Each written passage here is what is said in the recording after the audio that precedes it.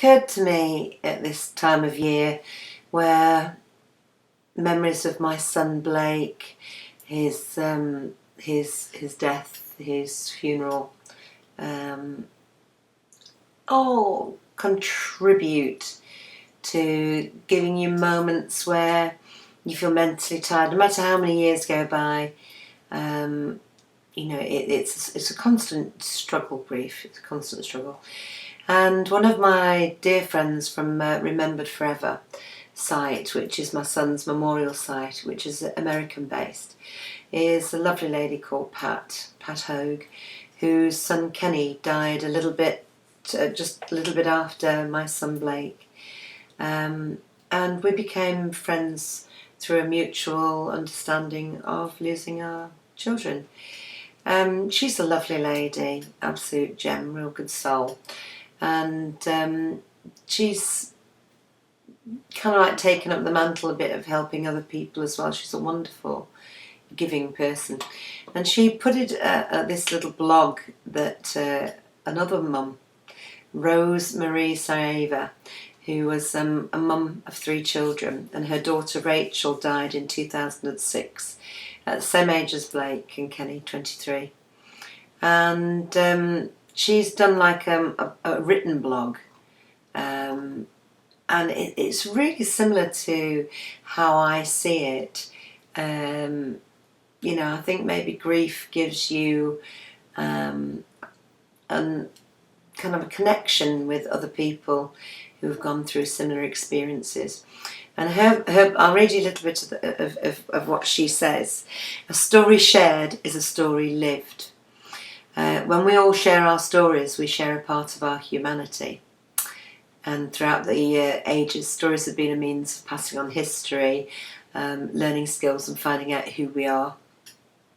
And the stories she's sharing in her blog, she says, are of hope and learning to live again after loss.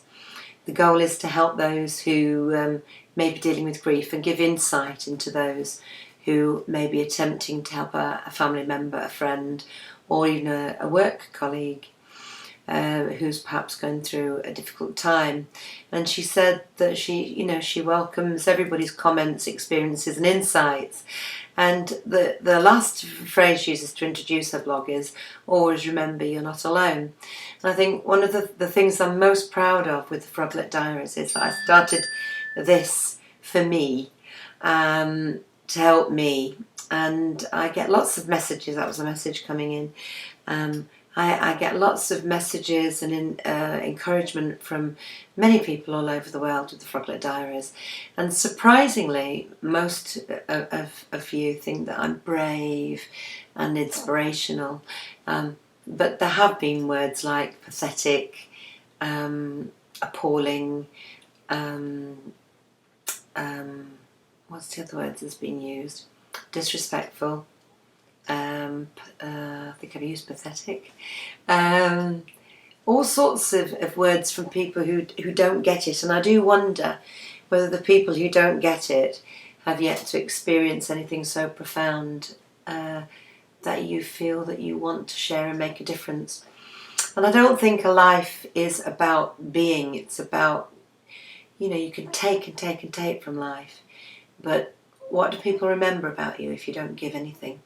And if you don't fail, then you're not living and you're not learning, are you?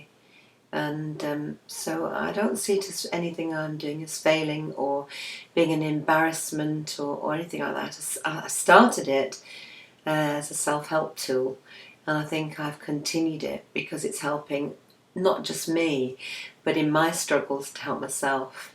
It's helping other people, and that makes it profound. It's profound not just for me, very humbling for me, but it makes it profound for other people as well. And let's hope that my story shared is a story that's been lived by me that can help those of you living your own stories and struggling as well, because wow, that's so humbling to think that. I'm going to read you a little bit of her blog about grief as we go. Maybe do a little bit each day, as I'm going through my own dip at the moment due to it being the anniversary of losing my son and his funeral today. Taking a little bit of a break from YouTube, Froglet Diaries, and Facebook just for a few days, because I felt as though I was emotionally tired, physically tired, dealing with lots of things in my own personal life.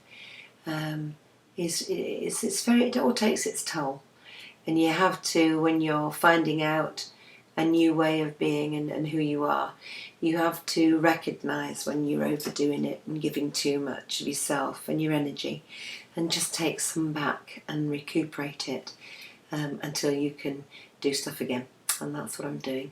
But I'm still doing blogs. I'm finding inspiration where I go as well. So, still a learning curve for me too.